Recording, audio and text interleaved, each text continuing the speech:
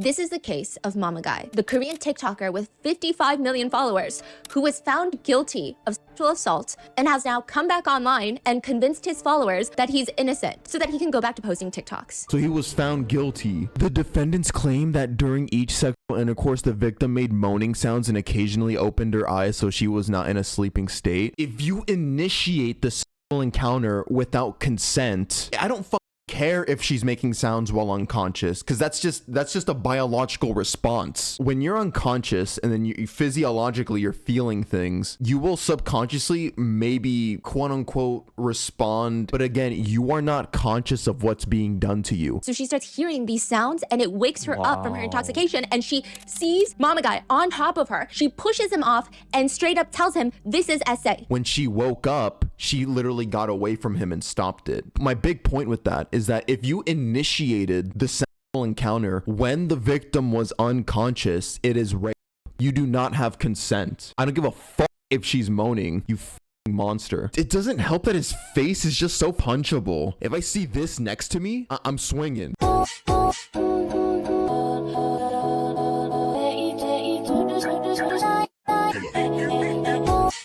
Hello, YouTube. In today's video, we're back with some rotten mango. The title of this video is Korean TikToker with 55 million fans is lying to his fans about being innocent after being found guilty of SA. Now, I'm gonna show the face on screen. Innocent, he looks young, you know, all cutesy and shit. But don't let that fool you. He is still a Korean man. For those of you who don't know, there is a very, very big problem with misogyny in South Korea. The average man over there is very misogynistic, very conservative, and thinks that women should be subservient to men in all aspects of society. Yeah, it's actually really sad. I mean, the way that women are in general treated in Korea, not just socially, but even in the workplace. And yeah, I mean, as we're about to learn, he was found guilty of SA, and he's just so able to move on and lie because people don't hold men accountable in Korea. So we're gonna hold him accountable this stream. We're gonna talk hella shit. We're gonna roast him. It's gonna be a lot of fun. So no, yeah, before we get into today's video, as you can see, I am streaming on Twitch right now. There's chat on the other side.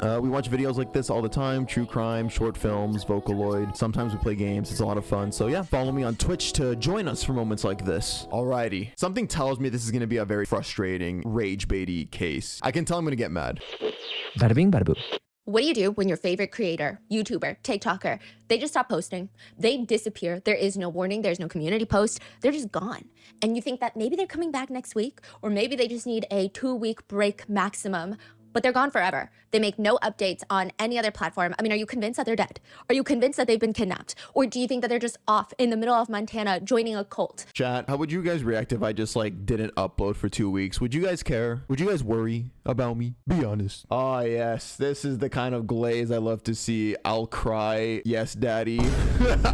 I'd probably die. Thank you so much. Hey, I'm gonna edit this out of the video, but hey, I needed that. I felt that love right there. Usually I would say the first two are the natural internet reactions, especially when the creator has gone missing for too long. But sometimes the real explanation is much weirder than all of that.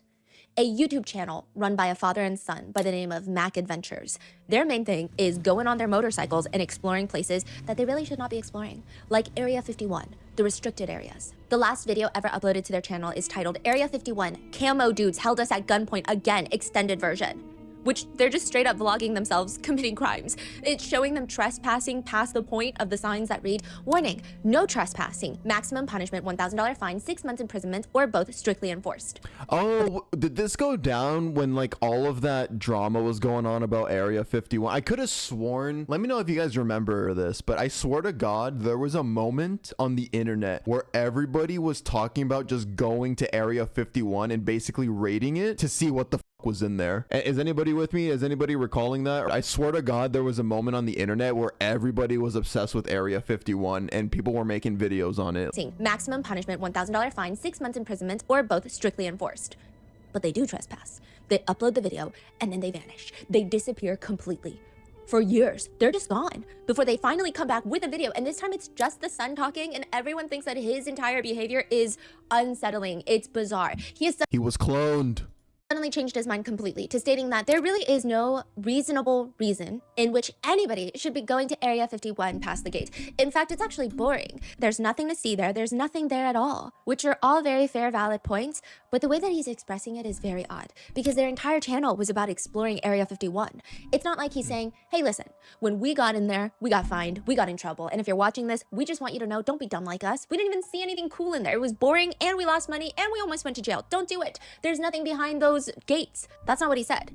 He says, if there were actually people planning to do something, anything past the gate, like, that's just dumb. Like, I never really understood that. And like, I don't really understand this whole raid Area 51 thing, you know, whether my or any of the videos that are out there in the world on Area 51 got that dude to want to do a raid or whatever. Like, who cares? You know, like, I'm not trying to be mean, but like, who cares what's back there, you know? Oh, nah. The government fixed him. Oh my God. They literally, dude. It's a military. It's like going to Camp Pendleton and like saying, let's go raid Camp Pendleton, you know? Like, it's just a military base. And like, I'm sure that they have like testing for like equipment and like whatever, like cool, you know? Like that's cool. But like, why?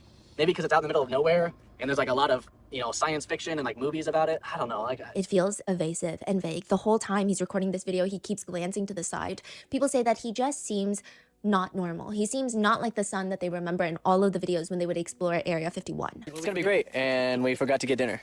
So luckily we have some granola bars we're gonna have some protein bars. Yeah, Cliff. How old is this son? It was before they were injected with that damn vaccine. They were double vaxxed. They were gigavaxxed with the woke mind virus. God damn, they got him. Luckily we have some granola bars We're gonna have some protein bars. Yeah, Cliff. How old is this son? He looks like he's in his mid to late 20s. And how long was he gone for? They were gone for? 2 years. Okay. They're gone for 2 years. And then they upload this very strange, hard to put your finger on video about Area 51 and how it's boring. And then they disappear again. And like I said, sometimes when creators go missing online, it's nothing. Sometimes they're just mentally burnt out, or it's just worse than all of that. Like July 3rd, 2023, Mama Guy posts what appears to be his very last TikTok for a long time. See, like, look at him. It makes it more disgusting. Like, he looks, again, bro, Korean men are the masters of they're snakes. He'll look like this, which, by the way, he already looks uncanny as fuck. Can I be real? He actually does look like a fucking lizard, but still overly cutesy. The smile, probably does makeup, hella editing to his face. It looks innocent. Yeah, we're about to learn that this guy essayed a woman and he's just as misogynistic. He's gonna be like, oh, that was made up. Okay, before Mama Guy, Yes. are they just gone? The other Yeah, they're channel? just gone. That's it? Mac Adventures is just gone. Nobody knows what's going on? There's conspiracy theories and that's it? And they always get away with it. In Korea, that's so common. Men just be getting away with anything. You even see it in the K-pop industry. The female idols will get dragged to shit for things that male idols do all the time. It's so disproportional, like the amount of blowback females get as opposed to males. Mac Adventures is just gone. Nobody knows what's going on? There's conspiracy theories and that's it? We assume that they're safe. We assume that they're fine. They said that they sold their motorcycles because they just weren't into it anymore. So that was their main method of transportation and exploring and the basis of their videos, but they got rid of the motorcycle. So there's really no point in making videos, which then just made everybody even more suspicious. But I don't think that they're in jail. I don't think that they're being held by aliens or any of that. I think they're okay, but just what happened in that 2-year span, everybody's got a lot of questions. And the same thing is happening in real time right now. July 3rd, 2023, Mama Boy, Mama Guy, whatever you want to call him. And this guy is going to be very familiar to you once I start explaining what he does. But he is someone who has over 50 million TikTok followers. 50 million. And he posts what appears to be his very last TikTok for a very long time. This is Wait, what the fuck? I've never seen him though. Like, I've never seen his content. What kind of TikTok does he even make? Wait, where is he? Is he gone? Oh, he's gone. We got him. Hey, I got him. But he is someone who has over 50 million TikTok followers. 50 million. And he posts what appears to be his very last TikTok for a very long time. This is in 2023. If you don't know Mama Guy, Mama Boy, he's one of those TikTok reaction guys. You see someone doing a hack, like putting a popcorn kernel in the middle of a hair straightener and then watching it pop. And then it's a stitch to a creator testing it out to see if it works. But his whole branding, his whole trademark, and why he's called Mama Boy, Mama Guy by people is when he's scared, impressed, excited, he screams like, Mama! Mama! Mama! Mama! Koreans call it like a That's so cringe. Ew. Get that shit off my screen. Mama! Mama! Mama! Koreans call it like a really 느끼한 way. Like, it's very perverted sounding. Uh-huh. I don't know. I don't think it comes across as perverted to people who don't speak Korean. But like, I guess in like the Korean humor sense, it's Yeah, kind of like I that can like see it. nookie humor. Very oof. Stephanie can't say it, but what she's saying is that it's very fucking gay. You know, non-derogatory, of course. That shit's gayer than being gay. That shit's gayer than the LGBTQ community, bruh. Yeah, but he's famous. Very famous. Was he the #1 followed or no? He was the #1 followed on TikTok in South Korea, aside from celebrities like BTS and Blackpink. So he was #1 influencer in Korea, we Yes. can say. But what's crazy is no one in Korea knows him. Really? Yeah, nobody knows who this guy is. Irrelevant. Why is he built like that? Bro, he's built like a labubu. But what's crazy is no one in Korea knows him. Really? Yeah, nobody knows who this guy is. In fact, he was invited to this massive award show with Korean celebrities, Korean actors, A-list actors, Korean idols, and everyone is confused about who this guy is and why he's acting a mess on stage. It was weird. That's just so crazy to think like how big internet is now, like TikTok and stuff. You can have 50 million followers and nobody knows you outside of it, because I've never heard of this guy until this. Really? You haven't heard of him? I think I No. came across a few of his videos before. The way that I would describe his videos is it's feel-good content. It's the epitome of brain rot. If your FYP is as depressing as mine can get, where it's just like a dark hole of political dysfunction and what's going on in the world, you see Me too. Stephanie, bro, we got the same FYP, girl. That's why I'm so depressed. you see his video and you're like, oh, okay, I guess a straightener does pop a popcorn kernel. And then you move on. But it's not necessarily riveting. Like, you're not going to go and look for his videos, or at least I don't. He's one of those people. So he was like But when he Coco was Melon, he had over 50 basically? million followers on TikTok. He was one of the bigger creators doing this type of content before he just vanishes. There's no goodbye. There's no hiatus notice. No mention of a mental health break. He just straight up vanishes. His last video uploaded is another reaction video. Like, there's no reason for anyone to believe that Mama Guy has been kidnapped by aliens or that something sinister happened to him at Area 51. He just is gone after a very normal post. His fans naturally think maybe it was mental health struggles. But 2 years later, in 2025, he comes back with a statement. It is a long-winded, confusing statement. The statement's in text, right? He's not Yes. talking. Okay. No, there was like a brief TikTok video that he uploaded, but then it got deleted. But it wasn't lengthy. It was him like bowing an apology. It was a mess. It's just text in Korean and in English. He writes, "Hello, to everyone who knows me, I want to express my deepest apologies for the disappointment and hurt that I've caused. I should have shown you only my best side, but due to my poor judgment and mistakes, I caused discomfort to many of you and hurt those involved. I deeply reflect on my actions and offer my heartfelt apologies." In short, he writes, "Since July 2023, I have fully cooperated with legal proceedings related to this incident. After a long and difficult process, I was found not guilty of the major charges that were widely reported." A lot of people are confused at what's going on even. Like, this is a very vague statement. Like, what do you mean that you were found not guilty? And like, what were the charges? You're being very vague. He says that the legal process was long, arduous, terrifying. At first, I was overwhelmed by fear. Some people advised me to admit to the charges, saying it might result in a lighter sentence, even if they weren't true.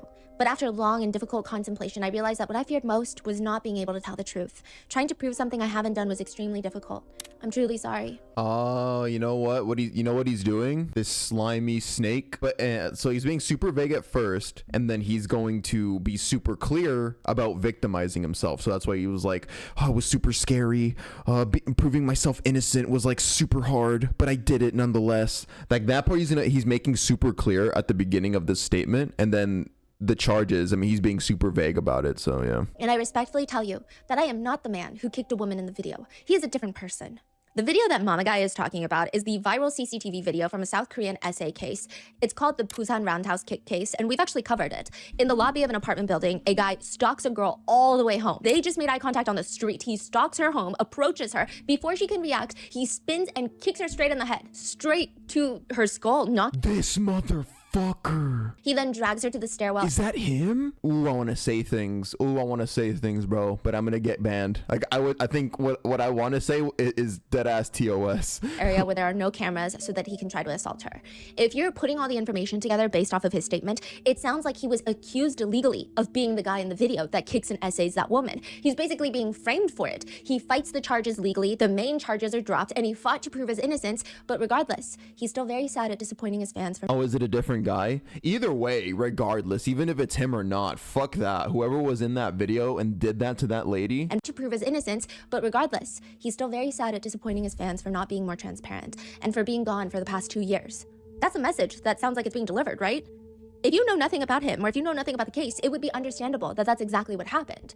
Except when you look just a little bit further into it, you realize nobody really thought that he was the guy in the CCTV video kicking that woman.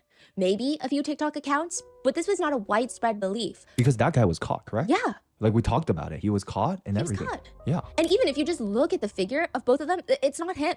Mm-hmm. Oh yeah, the guy in the video is actually built like a. I'm just gonna go ahead and say it, like a grown man. I mean, this guy got the twink build, narrow ass clavicles. This is not a widespread belief. Nobody really thought he was the guy in that video until he posted the apology statement. I found more comments saying, hey guys, remember when everyone thought he was the guy in the video? He's not, versus this is the guy in the video. Yeah. I would say like 95% of them are these clarification comments. And that's when the videos start popping up of people saying, see, look, this guy has a tattoo on his arm in the CCTV camera of the elevator bay and Mama Guy does not. It almost feels like Mama Guy is the one spreading this rumor that people thought that he was the one in the CCTV video. Which, why would he do that? State a rumor that nobody really believes and then do Slimy. that again, nobody really believed in the first place. Why would he do that? It just doesn't make any sense. Why bring attention to it if it's not even true to begin with and nobody was talking about it? Well, maybe it's because he's hiding something bigger. Maybe what he did is worse than being accused, falsely accused, of being the guy in the viral CCTV video. This is the case of Mama Guy, or Seo Won-jung, the Korean TikToker with 55 million followers, who was found guilty of sexual assault and has now come back online and convinced his followers that he's innocent. He's convinced people to support a fully convicted rapist so that he can go back to posting TikToks. And it worked. And it's working. He got convicted, so he was found guilty, and he managed to somehow temporarily get his fans back on his side. And then, yeah, I mean, that prior thing that he did was so slimy. So in case you guys didn't hear, he took advantage of a more viral case that was going on, something that was more in the public eye, because I guess his case kind of flew under the radar, like they were handling it private. And when he saw this other super viral case that, you know, that was out in the public and everybody was talking about it, the guy that fucking roundhouse kicked that lady in the face and then kidnapped her. He saw that and then he was like, guys, it's not me. He was posting everywhere like, the guy in the video was not me. And then when the guy in the video that kicked the lady in the head was convicted and they released his identity, and then they saw that it wasn't the TikToker twink, they were like, oh yeah, he's innocent, he's innocent. Let's get started. There are a few dozen people out there that may have quietly changed the trajectory of the entire country. Nobody really knows about them. Maybe they do, but they have no idea how they've impacted history, if you will. These handful of people just have weirdly specific skills that change history of the entire nation, and we barely know about it.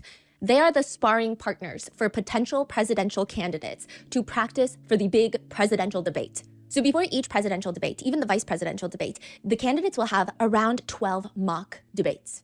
Wow. Fake debates. And the sparring partner is the same person for all 12 of them. These debates are, I mean, you see them highly publicized. These are big moments, although I think the statistics on how much the debates actually sway the voters are very limited. It's just a big moment in the campaign, but I think by that point, most people they're decided on which party. It's party divisive. These sparring partners, they're usually politicians or senators who are well-versed in the opponent's viewpoints. They will become that opponent for the candidate. They will mimic the opponent's cadence. More importantly, they will study all of their talking points, deliver them in a debate in an effort to win. They cannot be people pleasers. They cannot be yes men. They have to truly be the opponent and try to tear down the candidate. By doing that, they're trying to help the candidate win. It's a very interesting idea. Mitt Romney, who is going up against Obama, stated about his sparring partner, I wanted to kick him out of the room. He was so good. Other candidates have taken it even further. They want to replicate the exact debate room down to the positioning of the podiums and how close they are to the opponents. I kind of like that idea. Who wants to be my sparring partner? Who wants to have practice arguments with me so that I can be better at arguing online on Twitter? They even recreate the ambient temperature of the room to make sure nothing goes awry just because it's a little hot or a little too cold. They say for presidential debates, you spend at least half the time doing these mock debates. And then you leave the rest of the time for the murder board. That's what they call it. The murder board consists of subject matter experts. They're the board.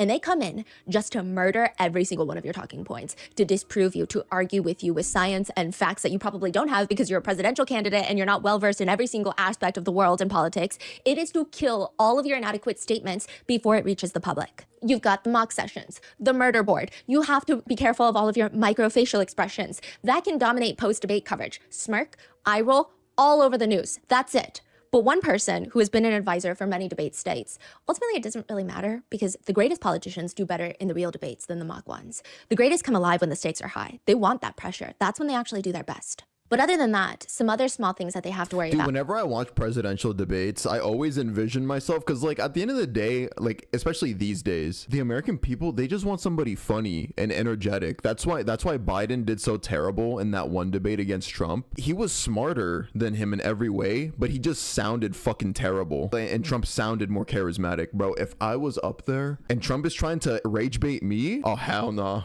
He's not winning that shit. I would make him have a heart attack. But other than that, some other small things that they have to worry about is you probably have to know every single logical fallacy in existence. No place breeds fallacies like the world of politics. This is their true home. This is their humble abode. Logical fallacies are little tricks your brain makes or people make on purpose to make you believe and think something is true even when it's not true. Basically, it's an argument that when you hear this argument, you think, you know what, valid, that's a good point. But at its core, it is pretty much entirely flawed logic. Because they appear to be correct, people get tricked into accepting them. The most common being an ad hominem fallacy, which ad hominem in Latin means to the man. So instead of attacking the opponent's logic or reasoning, you just attack the person. You see this so much in politics. It clearly has nothing to do with the opponent's argument. It's just about them. When logically speaking, even an unethical, even an idiot can make sound arguments. A quick example would be, Margaret says, we should consider implementing stricter environmental regulations to reduce pollution. Jake Yeah, well, you're fat as fuck, so we shouldn't do that. That's an ad hominem. Jacob argues, why should we listen to anything you say? You're not an environmental scientist. When have you ever cared about the environment? I heard you can't even keep a house plant alive. And I guess you could argue, if you really must, that subjectively, maybe these are good points. However, it's ad hominem fallacy. Margaret never claimed to be an environmental scientist, nor is expertise required to make a valid argument here. There is no proof being brought up that she doesn't care for the environment, and her affinity for overwatering her succulents has no correlation to her statement, so this is just kind of a dumb argument. It's kind of like if you say, my friend tells me to eat clean every day, but she never eats cleanly, therefore her advice is not worth listening to. Is the friend annoying? Yes. However, the friend's failure to eat cleanly does not really negate the evidence supporting benefits of eating well. Or there's a straw man fallacy. This is when someone's brain shuts down at the idea of processing even an ounce of nuance or context. Someone who will go empty behind the eyes when something is not black or white. It's I wish you could help me more with housework. So you're saying I do nothing around the house? Then why are you even dating me? Oh I don't my want to go to God. dinner tonight. You never want to do anything with me. PTSD of my ex, bro. I don't want to go to dinner tonight. You never want to do anything with me. You literally hate spending time with me. We need to increase funding for public schools. I mean, how do you disagree with something like that without seeming like a education hater or a certified dummy? So you say, my opponent wants to throw unlimited money at schools with no oversight, no accountability, and he wants to do that with taxpayer money. That's not at all what they said. Essentially, you're exaggerating someone's point and then disproving the exaggerated point or finding issue with this exaggerated point. The position being attacked is not the position the opponent actually holds. But these things work, Yeah. right? Oh, yeah. That's what they do. Mama Guy is going to employ multiple of these. His favorite is going to be the red herring fallacy. Red herring is a type of fish that has a very pungent odor. It's believed that when hunters were training dogs back in the day, they would get foxes and they would rub red herring all over their tails to confuse the dogs before releasing the foxes to be hunted down by the dogs. The dogs would smell the red herring, they wouldn't get the foxes, and then they would eventually have to learn that they need to go for the original initial weaker scent of the fox. That actually turned out to be a myth, like a red herring, okay? I think they actually used red herring or, unfortunately, dead cats when training horses for war back in the day. It was to train them to be able to withstand chaos and the scent of death while everyone's dying in war. Regardless, a very depressing origin. But to put the red herring fallacy simply, it's when irrelevant information is introduced into an argument to divert attention away from the actual issue that needs to be discussed. For example, let's talk So about... it's like when you're pivoting, right? Would that be like a good description, like a red herring? Like you're pivoting to like another topic when you know you're losing the original one, and like you can't defend the original point that the person's attacking you on. For example, let's talk about Chris's misuse of campaign funds. Oh, really? Well, what about your voting record? You're just distracting the audience and making them go down a second rabbit hole. And what's bad is that most of the time, the second rabbit hole is pretty valid. But you're just taking the attention away. You asked me about X, but instead I'm going to answer and talk about Y. Or just changing the subject to something that sounds more important to avoid answering the question that you wanted me to address. That's the red herring. Or the weak man fallacy, otherwise known as the cousin of the straw man fallacy that we went over. The weak man, another one that Mama Guy loves to use, is finding the weakest point of the opponent's argument and only defeating that point, therefore pretending like you have won the war, that you are defeating their entire position. I hate Let's when say people do person that A shit. believes all food except pizza should be banned. Person B believes all food except burgers should be banned. And person B is explaining their burger theory. For 10 minutes, they're bringing up nutritional value, nutritional facts, the cost of making burgers, the way that it can be manufactured and made in a production line that's much quicker. And lots of people love burgers. All of these things, and at the end they make a comment, probably more as a joke, that burgers just have a lot more fun ring to it than pizzas. Burgers is more fun to say. Person A, instead of arguing nutritional aspects, starts making fun of person B. Burgers have a nice ring to it. What about nuclear warfare? Doesn't that sound like a fun phrase? Imagine if we just did things because they sounded fun. Are we letting a toddler run this country? Get a grip. This is insanity. We're just gonna do something because we like the sound of burger. They never address anything else. Or these days, the weak man fallacy is more centered around the weak man in the group. It's like when you see a badly written, horribly misspelled, grammatically abhorrent comment made by someone who has the opposite political view as you, and you take a screenshot and you repost it saying, see, if you're on that party side, that means you're just as dumb and ridiculous as this person.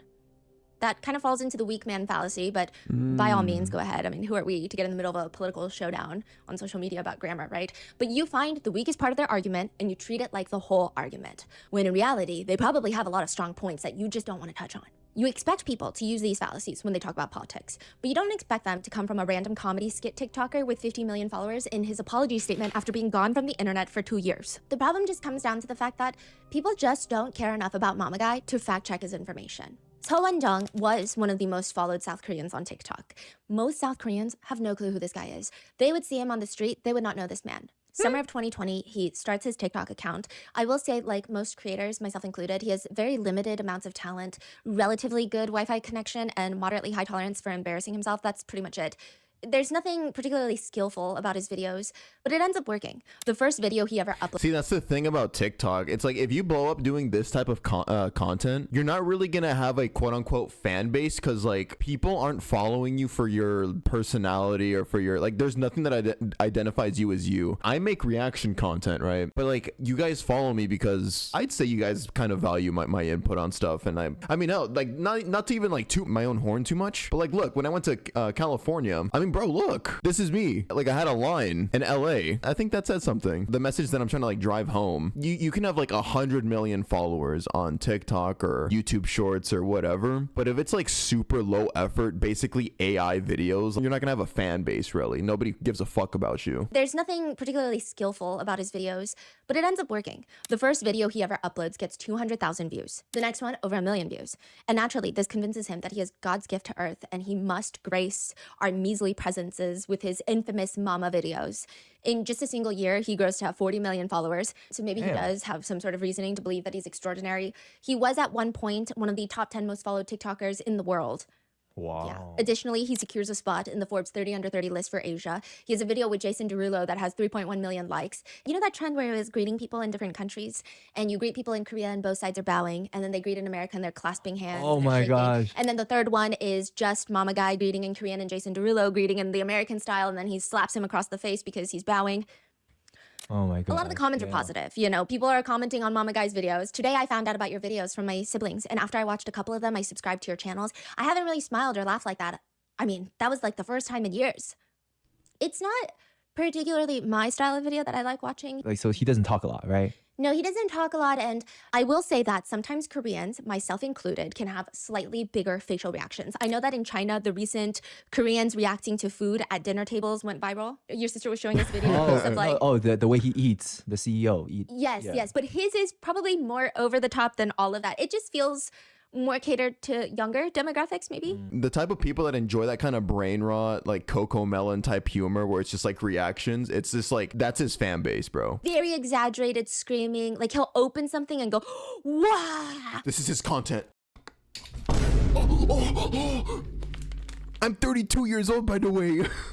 He makes viral videos that go viral, but he's not someone that people really know much about. They don't really know his life or his personality, but judging based solely off his mannerisms, he has a way of presenting himself to come off almost naive.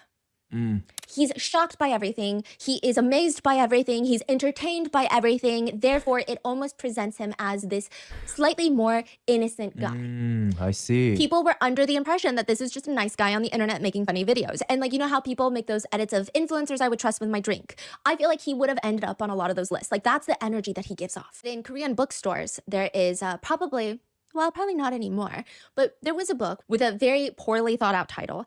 It's called My 15 Seconds. Nobody told the author about any of the references or memes that could arise in having your face plastered on the front cover next to the words in bold, my 15 seconds. 15 seconds of what? You know what? Or it could mean my 15 seconds of fame. Both could be applicable because this is Mama Guy's book that was sold in Korea. My Korean researchers actually translated the entire book into English so that I was able to read it. All I know about this entire book now is that it's a very lengthy, self-congratulatory, affirmational book that is only interesting to Mama Guy under the disguise of wanting to teach everyone how to start their own TikTok accounts. Oh, really? Yeah, he writes in the book, people around me often ask, what secret method I use to become a global TikToker? As soon as I meet them, many ask, how? And countless inquiries come through my DMs and comments. What about me allowed such rapid growth as a TikToker? I even received questions about whether I was a child of a TikTok executive. But of course not. When I started TikTok, I was just an ordinary college student. He says that a 15-second video can take him 24 hours to film. If I just sum up the entire book in one phrase, it would be the written variation of try being an influencer for a day. Like that's pretty much the whole entirety of the book. It's hard. Bullshit. Oh my god. I want to see him take 24 hours to edit one of his TikToks. I take all day to edit one of my videos. My videos are all upwards of an hour long. This guy claims that his 15-second brain rot Coco Melon ass videos take him all day to prepare. Fuck out of here. That's what he's telling you. He writes in his book, I actually spent a whole week examining my face, my facial angles in front of my phone. Through repeated practice, I studied which angles made my face look good, which expressions were funny, how I appeared in natural light, how images were produced under standing lights, what hairstyles look best, and what should be in the background. Really? Yeah, because if you watch his TikToks, you would not believe that they're that highly produced. Doesn't add up. Something doesn't add up. Yeah. He says that starting TikTok was a very lonely endeavor. He says, like, that was one of his masterclass TikToks right there. Did you guys see that? Yeah, but he just like pisses in his own mouth. Doesn't add up. Something doesn't add up. yeah. He says that starting TikTok was a very lonely endeavor. He says he didn't have anyone to talk to about his struggles or someone to give him advice. He says, at those times, I would tell myself inwardly, the lonely you are, the more successful you will be. You need to know how to endure when you are lonely and struggling. You can't just give up because things are difficult. He has one chapter in his book that's just titled, I want to create a good culture and environment. He writes in that chapter, the role I want to take on is being someone who exudes joyful happiness. I want to share friendliness and healthiness that makes anyone want to hang out with me when they see me. Whether on TikTok or in daily life, I know that followers and friends who watch me, they can only feel that joy if I'm genuinely enjoying myself wherever and whenever I meet anyone. I want to be someone who delivers joyful energy. He also just like randomly throws into his book that his ideal type is someone who is cute and is very petite. The book has just way too much information that nobody necessarily ever cared about, and it doesn't particularly... Bro's book is just a self-glazing session and then also like a Hinge profile, a fucking Tinder profile. I was trying to put my finger onto what type of writing this is because I don't know why it is irking to a lot of people, because even my Korean researchers were like, hey, so you know how it's bad in English, it's worse in Korean, so just letting you know. It's like annoying, but in a way that you almost feel like you can't point your finger to why. And then I discovered why. It feels like when billionaires start writing memoirs and they romanticize all the obstacles that they had to overcome in their life, and it's somehow annoyingly pretentious and also simultaneously, if I can do it, you can do it too, energy encapsulated into one fucking annoying book that you want to throw across the room. So he's writing his little origin story, like how much he grinded and that kind of writing. Exactly. But it's not truthful. It doesn't feel honest. It doesn't feel like, hey, no, I was having a mental breakdown every single day and I read a hate comment and I wanted to jump off the roof of a building. It's like, I persevered for success because I want to at least change one person's life who's watching this. He's talking like that, and once again, let me just remind y'all of his content. This was Bro in his videos. And it's like, you're doing reaction videos. None of us do videos that are that important ever in any context of this world, so it's just not that serious.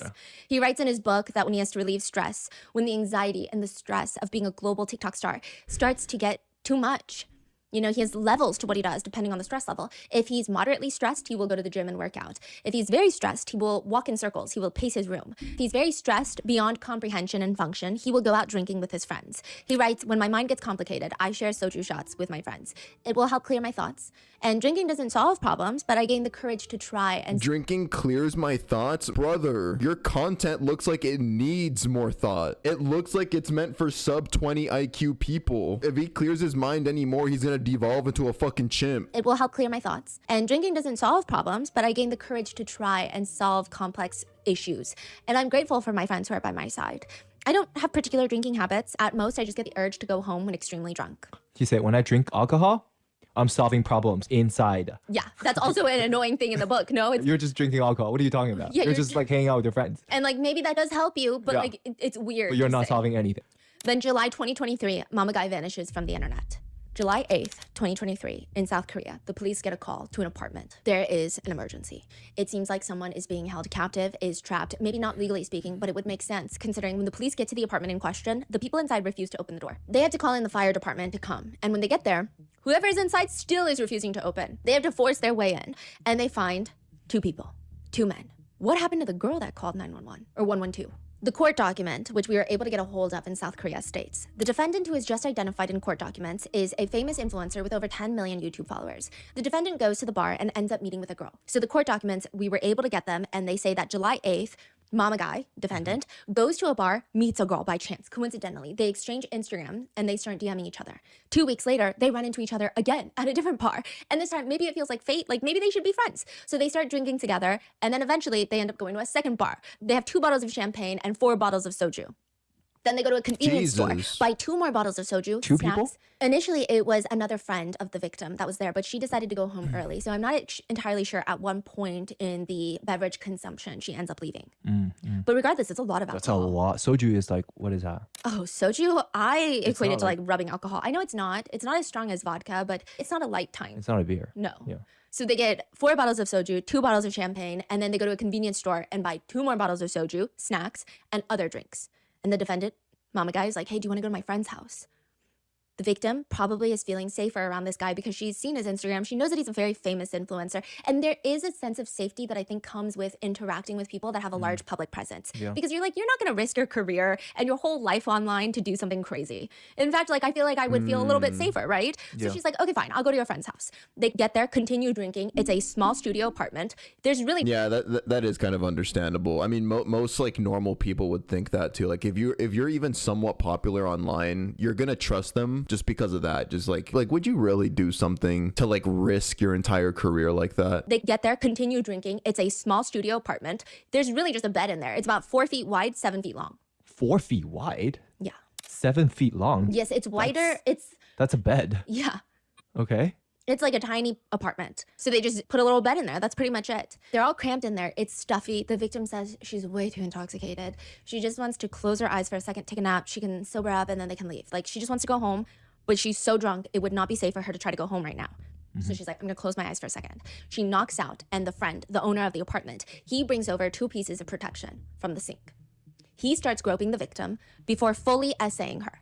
Then the defendant, Mama Guy, gets into the bed, starts groping her, removes her clothing down there completely, and essays her. He claims that he used protection, but later it would turn out not to be the case because at the hospital they found his DNA inside of her body. The friend... Oh, what a disgusting fuck, bro. And like it sounds like this was part of the plan. They both took turns. That's fucking disgusting. The owner of the but later it would turn out not to be the case because at the hospital they found his DNA inside of her body. The friend, the owner of the apartment, is still groping her from the side of the bed while Mama Guy is fully essaying her. This is around the time the victim starts waking up, and originally the way that she reported it was because in Korea you cannot record a video or take pictures without a loud sound. The silencing feature for camera taking pictures is disabled on all Korean phones because 몰래 camera, like a hidden camera, hidden picture, up the skirt pictures were becoming a nuisance, were becoming a very big problem. You know, these manufacturers, they disabled it. So I think yeah, it's not just in South Korea. I think that's also in Japan. For example, if you buy an iPhone in Japan or in Korea and then you're using a Korean or Japanese SIM card, it's impossible for you to mute the camera shutter sound when you take pictures because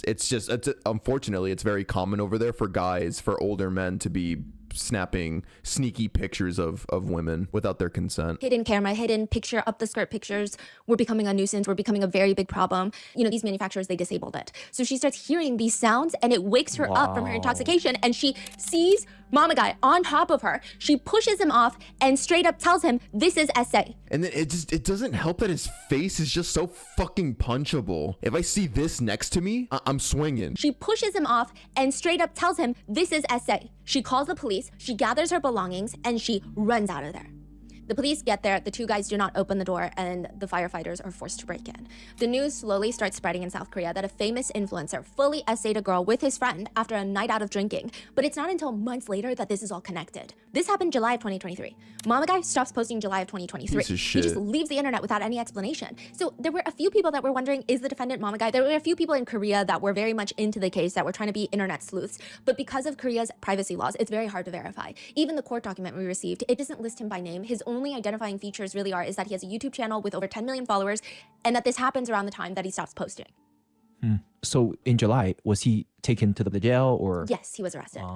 So okay. Korean mainstream media news outlets, they were either told more or investigative reporters were able to figure out who this guy was, and they decided that they were going to broadcast his YouTube page and his TikToks on their news channel while talking about this case, but with a blur filter. So you see someone's TikToks and YouTube videos playing in the background while the news anchor is saying, a man in his 20s with tens of millions of subscribers on YouTube and TikTok recently suddenly suspended all of his activities. Our investigations have confirmed that he has been brought to trial on charges of sexually assaulting an intoxicated woman with another man. He has even appeared on TV programs as his subscribers reach tens of millions of followers. Technically, it could be anyone because it's blurred footage, but only technically. You can clearly tell that this is Mama Guy, even through the blurred footage. His hair, his video style, I mean, his head shape, pretty distinct. His hairstyle is the butt crack hair, is kind of like how you call it. The butt crack hair where it just splits perfectly in the middle, like butt curtain. Jesus, he's just so uncanny, and he's balding. Oh, pick a fucking struggle. His hair is like pretty distinct. He has curtain bangs looking like windows into his empty skull. And the way his body moves, his mannerisms in his videos, people were very quickly able to cross-reference the blurred videos to the real videos, and it's very much him. Coupled with the fact that he's on hiatus, it is certain that the essayer is Mama Guy. Subsequently, and pretty swiftly, his TikTok account is banned, but his YouTube channel, the original one, is still up. The comments read from that time, he's the person I would least imagine to do what he did. He's a monster hiding behind that innocent face this whole time, bruh.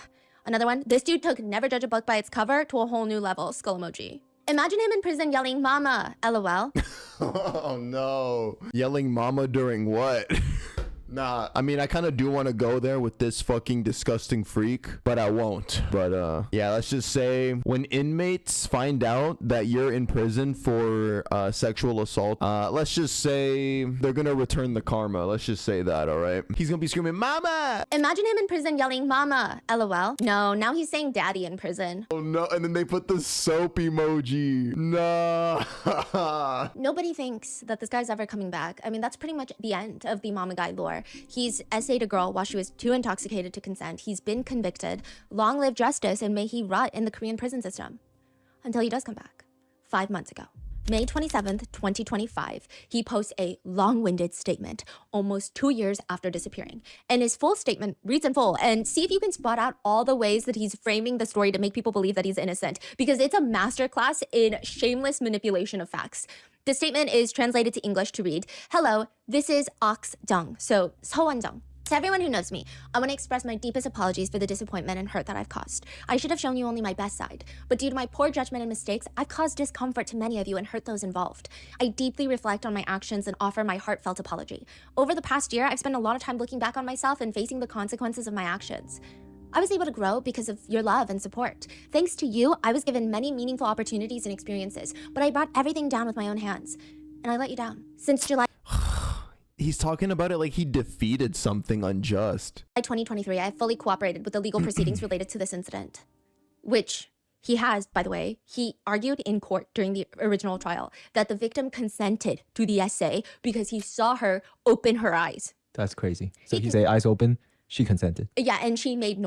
The defendants claim that during each sexual intercourse, the victim made moaning sounds and occasionally opened her eyes so she was not in a sleeping state. If you initiate the sexual encounter without consent, I don't fucking care if she's making sounds while unconscious, because that's just a biological response. When you're unconscious and then you physiologically you're feeling things, you will subconsciously maybe quote unquote respond, but again, you are not conscious of what's being done to you. When she woke up, she literally got away from him and stopped it. And then opening your eyes periodically during sleep is very common. My big point with that is that if you initiated the sexual encounter when the victim was unconscious, it is rape. You do not have consent. I don't give a fuck if she's moaning when she's in her sleep or after you've already started without her consent. You fucking monster. Was she drugged or was she just drunk? It seems like she was just drunk, but overly intoxicated. But there is suspicion. We're not sure. That suspicion has not been proven in the court of law, though, legally speaking. He continues, after a long and difficult process, I was found not guilty of the major charges that were widely reported. Can you see why that's a weird sentence? Yeah. Like, first of all, what major charges is he talking about? Exactly. Okay, so the major charge that he's talking about, when he says, I was found not guilty of the major charges, that makes it sound like the worst charges, the essay charges were dropped because those are the most major charges, right? But then he adds that were widely reported. So in the very beginning, when this case erupted, it was reported that he was filming the assaults. So a lot of the attention was on, and he filmed it because he's a content creator and he's filming things like this. See, that's what I thought. Yes, that was dropped. The essay charges are still there, and he was found guilty of them. But I thought he only was charged for filming. I didn't even know that he was assaulting. Oh, yeah. Wait, whoa. Lock in. Wait, what happened? Okay, so the major charge that he's talking about, when he says, I was found not guilty of the major charges, that makes it sound like the worst charges, the essay charges were dropped because So it's not? That's what I assumed from the very beginning when he gave that statement at the beginning of the video saying all the most crucial ones were dropped. You would think he's referring to the essay. But then he adds that were widely reported. So in the very beginning, when this case erupted, it was reported that he was filming the assaults. So a lot of the attention was on, and he filmed it because he's a content creator and he's filming things like this. See, that's what I thought. Yes, that was dropped. The essay charges are still there, and he was found guilty of them. What a slimy bitch. So he literally was convicted of the rape, but he was able to, I don't know if this counts as the red herring fallacy that Stephanie was talking about earlier in the video, but it's still a pivot. He's pivoting. He's hyper focusing on the thing that he won, aka the filming. Me filming? Oh, that didn't actually happen. Oh, rape? I mean, I kind of did do that, yeah, shit. But I mean, look, I didn't film it. The essay charges are still there, and he was found guilty of them. But I thought he only was charged for filming. I didn't even know that he was assaulting. Oh, yeah. Oh, it gets crazier. So he's saying, I was found not guilty of the major charges that were widely reported. So it's not the major charges in general, it's that were widely reported. Wow. He says, I never filmed the other party. The investigation was closed without charges. And again, the investigation was closed without charges only pertains to the filming charge. Wow. Only the filming charge. He says, the claims about unlawful confinement. So originally, like I was saying, it was reported that some media outlets were also based on misinformation if they wouldn't open the door for the police. So a lot of people thought the victim was in there with them. So they're like holding her captive and won't open the door. He's saying, well, that was misinformation. It doesn't matter. Yeah. He's just pointing out all the things that's the rumors that are false. Yeah. I mean, technically she left before they refused to let the police come into the apartment, but that's not why people hate you. Yeah. You know, this sounds like this has to be crafted by a lawyer too. Yeah, so we reached out to his agency for comment. Our Korean researchers are incredible. I love them. But they didn't respond. We've been like hounding them. Yeah, because it seems like every wording is legally correct.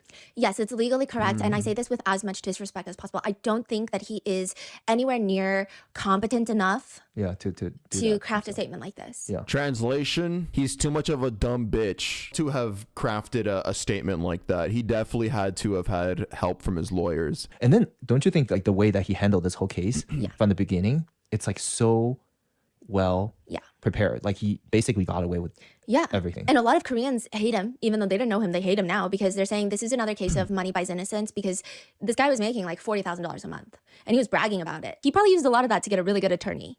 And in Korea, I think there's a little bit more context. I think in America, we have the same sentiments of money gets you a good defense, but in Korea, it's even worse because connections are even more important in Korea. So if there is a really good defense attorney who used to work at the prosecutor's office, they will charge a premium because it's not even about how good they are. It's about the connections they have with the system. Yeah. He says, well, I did my best to present the facts. Not everything was accepted. Basically, you were found guilty. And I received a suspended sentence for a part of the charges. He says a part of the charges as if the charges that he was found guilty of was not the most important charge. He says, I was also able to communicate with the other party. he doesn't say victim, and bring the matter to a respectful close. So again, in Korea, another thing is it's so hard to get SA charges concluded that victims will settle to get any sort of financial compensation, because at that point it's like, what else am I getting out of this? It's not like you're going to go to prison for a very long time, because the justice system is the way that it works. So you might as well get something to help with your trauma and healing, maybe for therapy. Maybe that's kind of true. Yeah, that's an unfortunate truth right there. It's a normal thing, but he acts like I was able to bring it to a respectful close. Like we both agreed upon something. Once again, I want to express my sincere apology to everyone who is affected by this situation. At first, I was overwhelmed by fear. Some people advised— Because yeah, I mean, really think about it. Again, I established earlier in the video that how misogynistic South Korea can be, especially the legal system. If a woman sees that she's going up against a not just a man, but like a rich, well-known, famous man, they're unlikely to face a super long sentencing. So might as well get some money out of it. Like might as well settle and then get something out of it financially. At first, I was overwhelmed by fear. Some people advised me to admit to the charges, saying it might result in a lighter sentence, even if they were true. But after long and difficult contemplation, I realized that what I feared most was not being able to tell the truth. But I did everything to clarify the truth, including voluntarily requesting a polygraph test and even preparing a reenactment video. Side note, polygraphs are notoriously inaccurate, and that's why they're not used in the court of law in the States. But he continues. During the appeal trial, a cross-examination was scheduled but couldn't proceed due to the other party's absence, because the victim of SA did not want to show up to be cross-examined. Still, I did my best to prove my innocence. It was a long and disorienting time, so much so that I even began to question my own memories. Throughout it all, I had the chance to reflect. I was careless, and my actions led to all of this. I failed to live up to my own standards and hurt many people along the way. I take full responsibility for the consequences of my poor judgment and thoughtless behavior, and I deeply regret them. This is so crazy. Poor judgment is a very low-level word to place on something as devastating as SA. He continues, I take all your criticism and disappointment to heart, which again makes it sound like he's being canceled online for a social issue rather than a literal crime against women. He continues, when I first started creating content, my only wish was to bring comfort or strength to even just one person. I once met a student who told me that at a moment when they were considering self-exiting, they happened to watch one of my videos and laughed. And that laugh gave them the will to keep going. They told me that I had saved their life. I now understand more than ever the weight of the responsibility I should have carried from the beginning. This experience has truly helped me rediscover what truly matters. From now on, I will live with greater responsibility and do everything I can to ensure something like this never happens again. To everyone I've hurt or disappointed, I offer my sincerest, heartfelt apology. I am truly sorry. And I respectfully tell you that I'm not the man who kicked a woman in the video. He is a different person. Red herring, red herring. He added that last part in there just to be like, here's another thing that I didn't do. I did not kick the woman in that completely unrelated viral video. God, he's just like weaselly. It's so slimy and snaky. What's crazy is this part where he says that he's not the man in the video that kicked the woman, the Busan roundhouse kick. He doesn't say that in the Korean version of his statement. It's only in the English So one. everything else is exactly identical except that final statement. Because if he put that in the Korean one, every single Korean would go, what the f are you talking about? Shut up. Like, no one was thinking that. They would be genuinely upset. And that's what a lot of Koreans who also understand English are writing in the comments. Like, shut up. What are you talking about? Wow, he is really good at this. He's throwing in the CCTV video of the Busan roundhouse kick. No way. Yeah, well, he didn't link it, but he's throwing that in saying, that's not me, to make that the red herring of the conversation. Yes. This video was never even tied to this case. We did an episode on that video a long time ago. At no point ever did anyone say, wait, is that influencer with 55 million followers on TikTok that screams mama? Even when Mama Guy's sexual assault case came to light, nobody thought it was him in that video. Maybe like one or two people that were making like AI generated slop content on TikTok that just wanted to get random, like, you know how those weird videos have been going viral recently? I didn't even see one that went viral. I couldn't even find many of them or at any of them. All I see are people saying, hey guys, he clarified it's not him. Why would anybody even think it's him? This is so random. Roundhouse kick was such a big case too by itself. People already knew all about it if you do one Google search. So how could anybody connect that to him? I will assume he probably did it himself because nobody would think that they're related. In fact, the roundhouse kick situation, that case itself, it went viral for the reason that there was another YouTuber involved who released his identity without the court's permission because his identity was protected information. So everyone was like, oh, we know his information because it got leaked. And so his identity is even more talked about. So no one would ever equate that to being him. It doesn't even look like him in the CCTV camera. It's just two Korean guys. Like for someone to genuinely believe that, even before he made this statement, you'd have to be not a great fact checker or a Googler, and you may be racist a little, okay? Like that, there's just no way. It's very much, hey, this random thing that nobody thought was me, let me tell you it wasn't me, so that's all you talk about. And it's working. People are fighting in the comments. Okay, there's lots of people in the comments saying he's innocent. And when people say, no, he's not, he's literally not, people will fight back and say, the guy in the video has a tattoo on his arm and mama guy doesn't. Wow. Then you have the weak man fallacy. He's boiling down his entire essay charge just to the fact that he didn't film the assault. And he's acting like that's the main point. He's choosing the weakest charge that he was not convicted of and disproving it. It does not mean that he wasn't charged and convicted with essay. Just the wording itself, I think, are terrifying. Like these phrases, I was found not guilty of the major charges that were widely reported. I never filmed the other party. I take full responsibility for my poor judgment. I received a suspended sentence for a part of the charge. They said I essayed this woman and recorded it. I would never record. I received a suspended sentence for a part of the charges. I did everything I could to prove my innocence. So if he was found guilty, did he serve time? What was it? Okay, that's another reason why I think that a lot of people are genuinely believing that he's innocent. And okay, my thing is, if you read his statement and you believe he's innocent, I think that's a reflection of his shameless morality. I think that's on him and everyone should hate him for it, is my opinion. However, I think if you are going there and you keep defending him in every comment section, and when people are informing you, you need to look into it. And then I see some of his fans, I guess, that are like, no, but he's innocent. He said so. And it's like, okay, well, that doesn't mean anything. You got to look into it, right? But they're like, no, he said so, and he doesn't have a tattoo. Those people, I don't understand. The reason that I think from the surface level, he appears to be innocent is because in America, you typically don't get a suspended sentence for essay charges.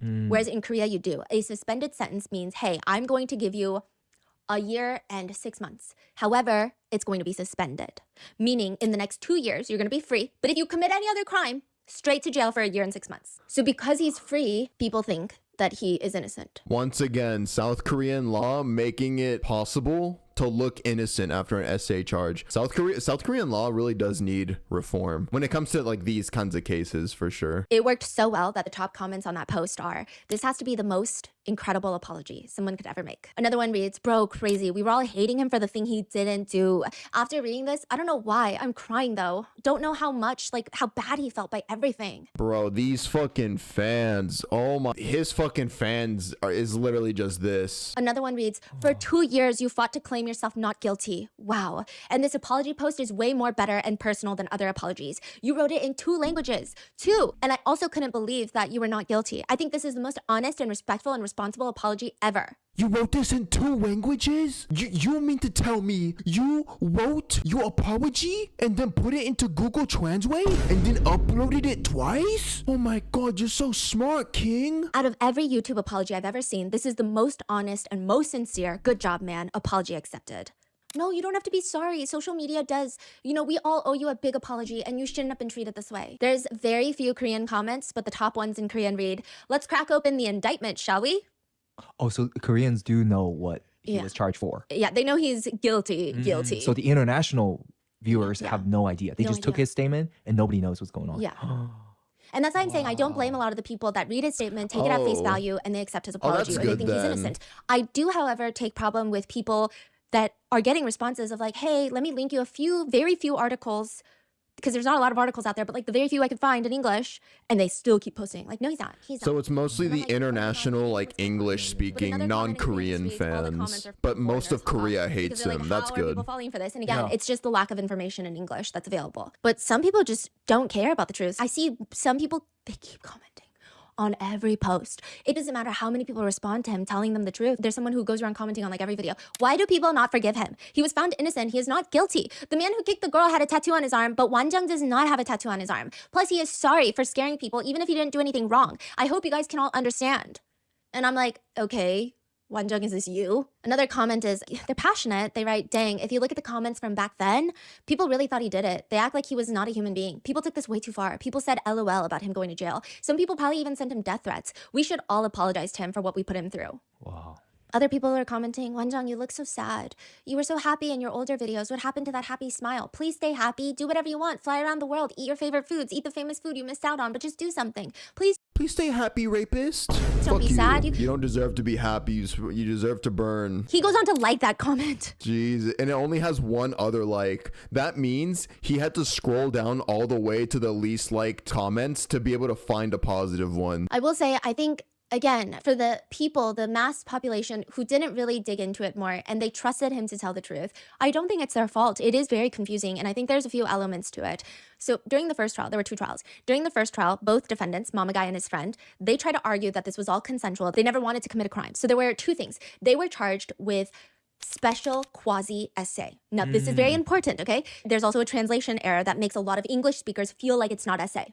And this is true. Okay, we're going to get into that in a second. But they had to prove that this was essay, the prosecutors, and they had to prove that there was a conspiracy to commit a crime, which would be like aggravated essay. It would be like gang essay, if you will.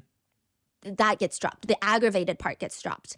But other than that, I mean, it's pretty much everything about it is just asinine. They argued to the judge that the victim definitely consented and was conscious because she made noises and opened her eyes. At one point, she made eye contact with them. She also did not actively resist or fight them off. That's what they argue. They also argue that this is not gang essay because while the friend... Once again, just want to remind y'all, it doesn't matter what noises they're making when they're unconscious and in their sleep. What matters is how the initiates. And if you initiated it when they were unconscious and they didn't give verbal consent, it's like you did essay. That's it. They also argue that this is not gang essay because while the friend, the owner of the apartment, was essaying the victim, they argue Mama Guy was asleep, so they were not gang essaying her. They're both individually rapists. You know, they didn't plan to be rapists together. That's pretty much what they're arguing. I mean, the court clearly thinks all of this is about as sensical as a squirrel operating heavy machinery. They procured protection together.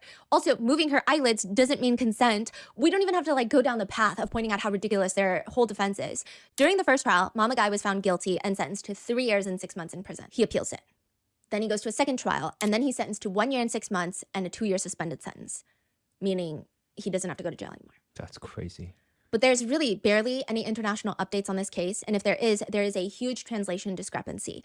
And you say also, you say like he was a closed court or something? Yeah, he requested it. like everything's private or something like that? Yeah. That's why even more limited information out there. Even in Korea, yeah. Wow. Most articles state that he is convicted of quasi-rape. In English, the word quasi means seemingly, apparently, but not really.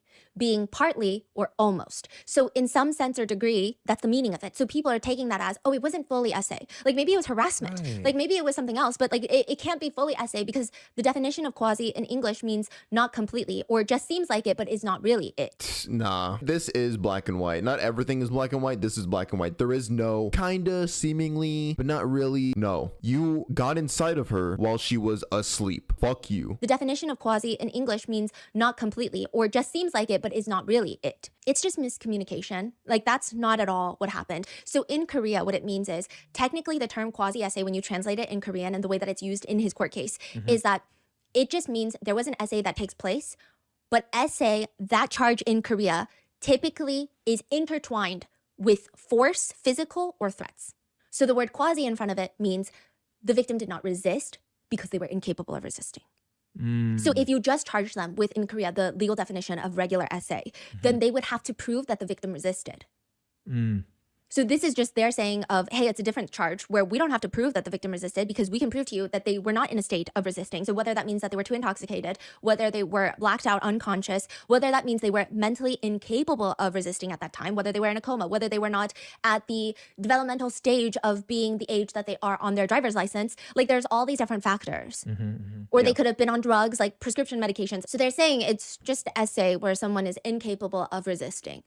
But because it gets translated into the word quasi, which means not really in English, people thought that he was not really charged with essay. Yeah, that's what I read back in the days. Yeah, but that's not at all true. And then he goes on to argue that the major charges that were widely reported were dropped. Those are the filming charges, because remember, she had originally stated to the police that she heard some sort of recording noise. They took their phones, but they couldn't find a recording. But even the defendants admit, Mama Guy tells the judge that he thought that when his friend was essaying the victim, he says he thought it was consensual and he wanted to film it as a prank. I don't know how that's a prank. That's crazy. Yeah, but he himself stated that in the court. Then there's an argument that his charges were lowered, which they kind of were, because initially he was convicted of, I guess, the aggravated version of conspiracy to commit. But that gets very complicated in the court of law, and they were already going to get him for the essay charges. So they do end up dropping that. But still, it's full-on essay charges, like full essay charge. Making this entire situation even more unfortunate is that there's a lack of media coverage on the case, even in South Korea. Nobody really knows him in South Korea, and if they do, they don't really care about him, which seems to have always been a sore spot for him. He writes in his book, "I'd established myself as a TikToker with the third largest following in Korea after BTS and Blackpink. With the title, Korea's representative TikToker, feels somewhat burdensome to me. I clearly feel pride and responsibility as a short-form creator in Korea. He's mad he's irrelevant. He's mad that in his home country, nobody fucking knew him. Nobody gave a fuck about him. And then now the only reason why some people know him in Korea is because he's a rapist. Oh, boo-hoo. And then he gets kind of uncomfortable when he goes on these reality shows and nobody knows who he is. So he gets visibly kind of uncomfortable when he shows up on reality TV shows and the other guests are like, who the fuck is this guy? Who the fuck is this twink? And then he gets kind of uncomfortable when he goes on these reality shows and nobody knows who he is. So because of that, the lack of coverage and the mistranslation of the words and the fact that South Korea does offer suspended sentences to convicted essayers, he uses all of this to trick his audience into thinking that he's a good guy. Something to note is that he is restricted from working in facilities that deal with children, youth, and people with disabilities. But I would say that a lot of his TikToks are targeted towards younger kids, which is terrifying considering how hard that is to regulate. And just generally speaking, this is not particularly a defensible person. He's just not that special. And again, I mean that with so much disrespect and rudeness. I disliked him even more after reading a book that he had written to showcase how good he was. And I end up disliking him more. So much of this book was just a back-patting session. It's subtle. I mean, one or two, you won't notice it, but it's practically on every page. And maybe it's a cultural thing. I think if you're familiar with East Asian culture, you can see the annoyance perhaps seeping through the pages a little bit better, but it is the worst annoying way of bragging. I would just rather someone come to my face and say, haha, I'm better than you, and spit in my face. That would be more refreshing than whatever this dumpster fire of a book is. He writes, according to my mother, I walked and talked unusually early, but in my memory, I was just an ordinary kid who listened well to my parents. I received quite a few awards in elementary school. My grades were always good, and I had a talent in arts and physical education. So I remember receiving many awards each year that made my parents happy, from excellence awards to writing competition awards. But while doing TikTok, my luck with awards exploded. TikTok Korea gives awards every season based on domestic and international views, combined with share counts and video upload frequency. They announce top rankings by category monthly and select first place every 3 months. In these TikTok Korea Creator Awards, I've constantly been selected as first place. Nobody knows you in South Korea, but go off. Yeah, dude, thank you, Stephanie, for being more unhinged this video and for roasting him more. These awards sound like pity awards that they just give out to anybody who garners even like a little bit of attention for South Korea. Because I mean, South Korea wants to be on the map more, like on the global stage. So anybody that has even a little bit of clout, they're gonna acknowledge. And then yeah, I mean, as Stephanie keeps repeating, bro got no motion in Korea. He might have 50 million followers, but he can go to the grocery store. He can walk outside for hours in Gangnam. And bro, I was in Korea. I would not know who the fuck that guy is. He'd be like every other Hongdae man. Nobody knows you in South Korea, but go off. I was a boy with many dreams, from boxer to singer. I never easily gave up on my dreams. Good for you. You are neither a boxer nor a singer, so I guess you did give up. In middle school, I ranked 3rd out of 230 students, and in high school, I ranked 7th out of 550. So I wasn't someone who couldn't study or did poorly, but my dreams were always a little bit different. I was super smart in high school. This was my calling. In my freshman year of college, I hung out and drank with classmates just like everyone else, but they were surprised when I achieved a 4.5 GPA, calling it a plot twist.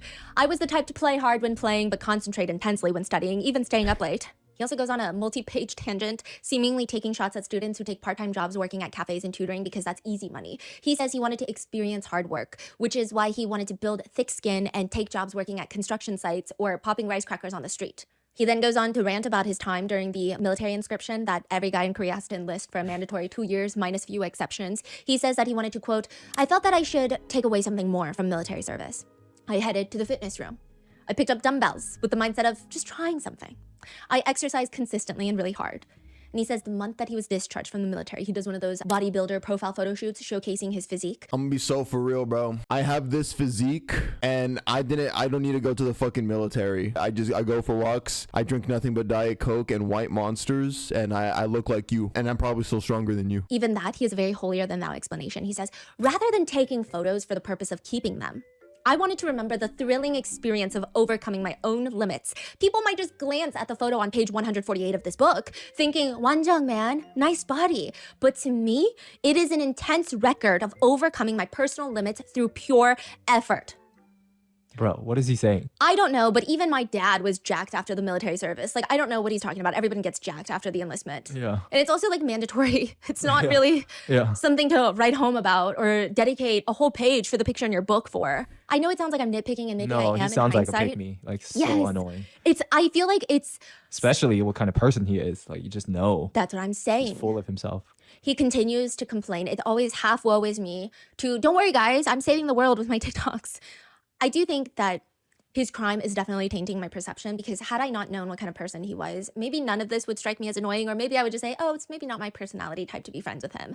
I just imagine this kind of condescending attitude seeping into the trial, the way he even settles with the Yes. victim or was talking about the victim, talking to the victim, his arrogance and not opening the door for the police when they get there. All of these traits, I think in hindsight, make him entirely metaphorically punchable. He says, while my friends say it's unbelievable that I've become a world-class TikToker, they really support me and say it's cool. They say, I knew you would do well at whatever you tried. When I'm with my friends though, I'm just 27-year-old Seo Won-jung who wants to live an enjoyable life. He says after he won the TikTok Gold Award from the TikTok headquarters, Anyang, I'm a 27-year-old minor. I just a widow boy. Do you leave alone? which is like, I guess like a gold play button from YouTube, which like, it's exciting, it's fun, it's great. But he said, I really felt the weight on my shoulders. It was an unavoidable weight of having to continue to living up to Won-jung and that name going forward. Nobody knows you, dude. Like, Yeah, he is so annoying. very applicable, I Clock guess, 'em. but like maybe understanding Clock 'em, train of thought, Stephanie. everyone has pressure at whatever they do. Hey, but if Stephanie tries walking in South Korea or anywhere, she's gonna get a crowd. If I see her, I'm gonna scream. Actually, like honestly, like if you want my honest opinion, like how I think I would react if I saw I think I would actually fanboy. Nobody knows you, dude. Very applicable, I guess, but like maybe understanding train of thought. Everyone has pressure at whatever they do. However, no one, including myself that makes videos for the internet, should ever, in any situation, take themselves this seriously. Like the weight of the world on his shoulders after getting a gold award from TikTok is... Another one reads, if there's a friend who doesn't know what to do right now, I'd like to tell them to do what they love most. My case isn't a case of success without effort. There were many lonely times. Sometimes it was a solitary work, pioneering a path no one else had walked.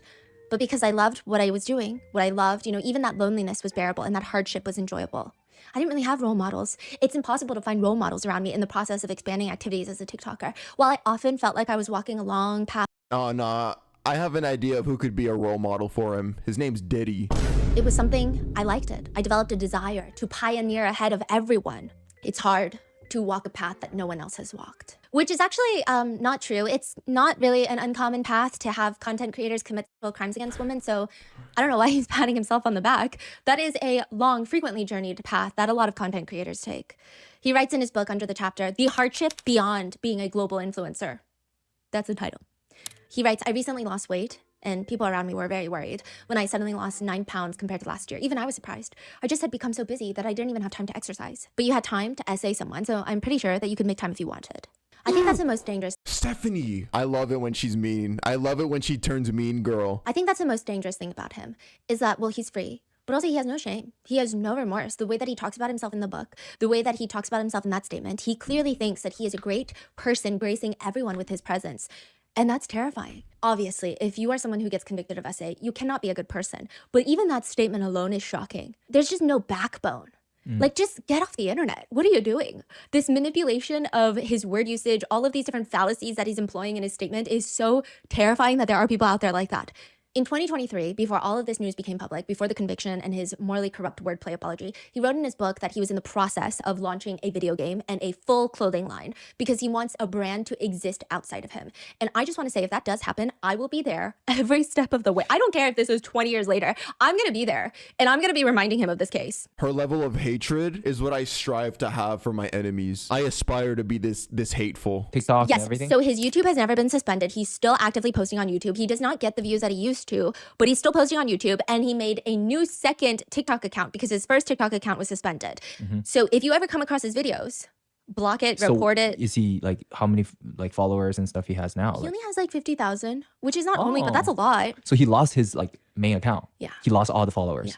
And he hasn't gotten any of them back. No, Okay, that's good. yeah, but I'm so annoying. Yeah, but that Yeah, no. I don't know why he's even allowed to be talking. And Alive. Could you, Stephanie, please say that. Please say you want him to die.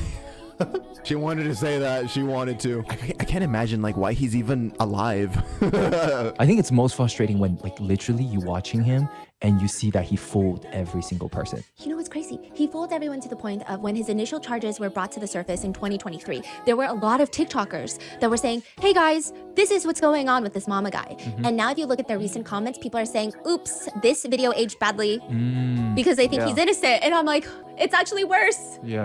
Wow. I don't know why I'm so emotional right now, but I'm so annoyed. It's like that unjust feeling that's Yeah, so he's trying to get away with it. And that is where I leave you with today's episode. Thank you, Stephanie. Thank you for that. Wait, can we look up his channel really quick? What's his channel? Oh yeah, he fell off. Let's see the one from yesterday. Should I leave a comment? Queen, hey. Yo, go like that shit. Yo, go brigade it. Okay, yeah, no, but on a serious note, this is the outro of the video. Unfortunately, I mean, it's sad ending in the case that, I mean, yeah, South Korean law let him free. They let him off the easy way. And that's why I'm always going to advocate for law reform in South Korea. I think it's desperately needed, especially for cases like this, as we saw. No, yeah, I just think men in South Korea get off way too easy. But I mean, hopefully at least the woman, like, I know this isn't justice, but I mean, I hope she at least got a fat bag, man, for what she went through, for the pain that she went through, for being abused like that. Everybody in Korea hates him. That's another thing. Yeah, everybody in South Korea, where he's actually from, despises this man. So that's something good. So you know what? That's something. So no, yeah, that's a video. Thank you so much for watching, YouTube, and I'll see you guys in the next video. Peace out.